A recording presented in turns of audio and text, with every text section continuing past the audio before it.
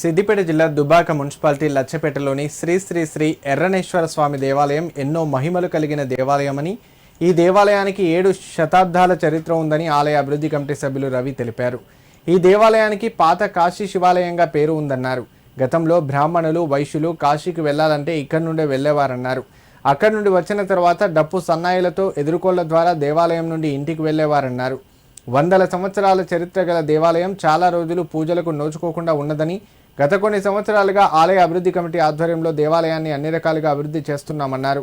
పురాతన ఆలయాల అభివృద్ధికి ప్రతి ఒక్కరు కూడా ముందుకు వచ్చి కృషి చేయాలని ఆయన ఈ సందర్భంగా పిలుపునిచ్చారు. శ్రీ శ్రీ ఎర్రనేశ్వర స్వామి దేవాలయం లచ్చపేట. ఈ ఎర్రనేశ్వర స్వామి దేవాలయం అనే శివాలయము ఇది పాత కాశీ శివాలయం అంటారు. ఎందుకంటే ఇక్కడి నుంచి బ్రాహ్మణులు, వైశ్యులు కాశీకి వెళ్ళేవారు.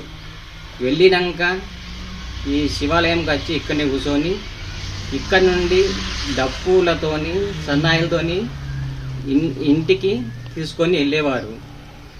ఈ గుడికి చాలా చరిత్ర ఉన్నది. మన లచ్చపేట గ్రామం వాస్తవులు చెప్పిన ప్రకారం చూస్తే ఒక 700 సంవత్సరాల చరిత్ర ఉన్నది.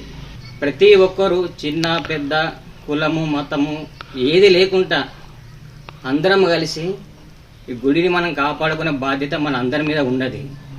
అందరం కలిసి కాపాడుకుందాము. ఇటువంటి అవకాశము దొరికిందంటే మనము చాలా సంతోషపడాలి.